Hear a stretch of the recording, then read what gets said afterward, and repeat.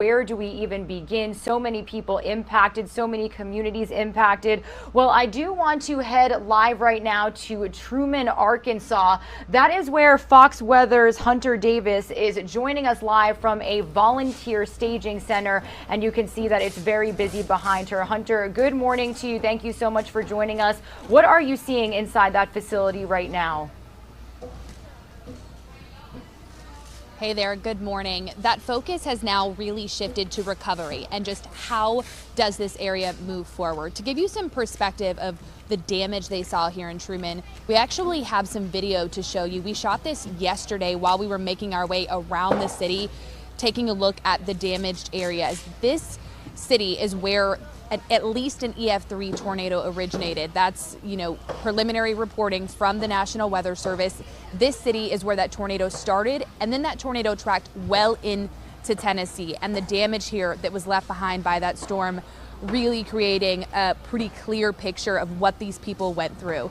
When we come back out here live, I mentioned to you that focus now on that recovery. How do we move forward? This is how we move forward. They lean on each other, they lean on their community to pick themselves up and get back on their feet. This is a city of only about 6,000 people. Monette, Arkansas, they only have about 2,000 people. Leachville, Arkansas, about 2,000 people as well. And those were the three cities that were hit the hardest. So these are very small cities that saw some pretty massive damage. We're taking a look at all of these donations that have poured in from not only people locally, but really from people well outside of this immediate area.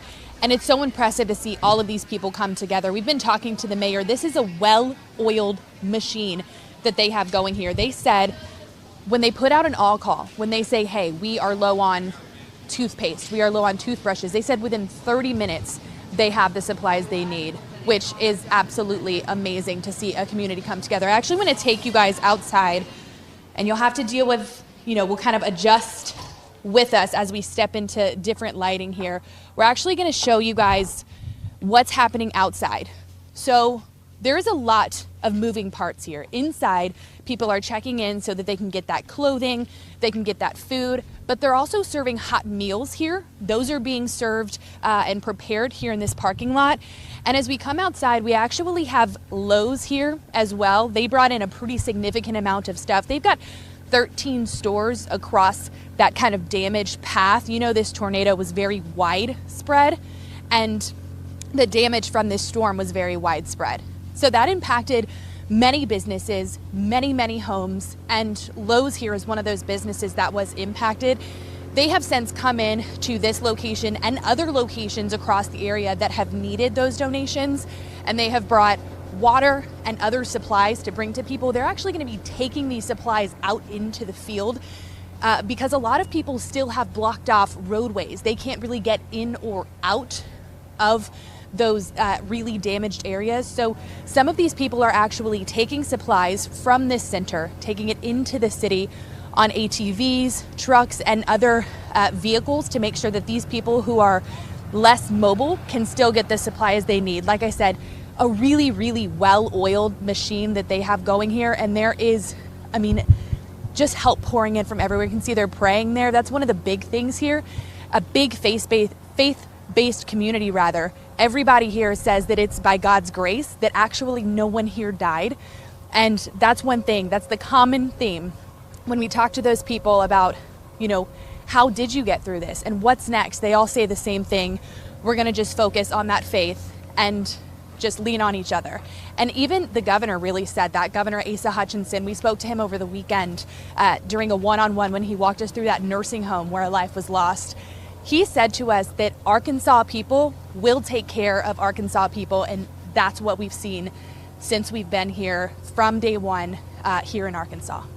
Back to you. Now, Hunter, it warms my heart to see, like you said, a well-oiled machine working day and night to help people impacted not only in their state but across the Midwest. When you talk to victims who have lost everything, who are needing the resources on the tables that you just showed us, what is their sense of emotion like? Is there a little glimmer of hope? Do we believe that the Christmas spirit is somehow going to get us through this? What are they saying to you and your team? Yeah, and I'm actually going to kind of walk you back inside as we talk about this, because I really want to keep that focus on what's happening here. The people we have been talking to, honestly, are just grateful to still be alive. So many of them have lost so much. The governor's saying, quote, hundreds and hundreds of homes were completely destroyed by this tornado that ripped through here, at least one of which that we know of, two of which we think were tracked right here in Arkansas.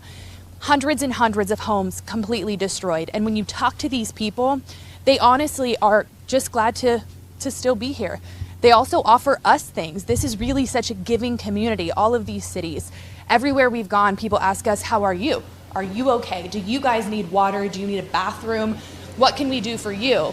And it really just emphasizes everything these people are willing to do to take care of their own.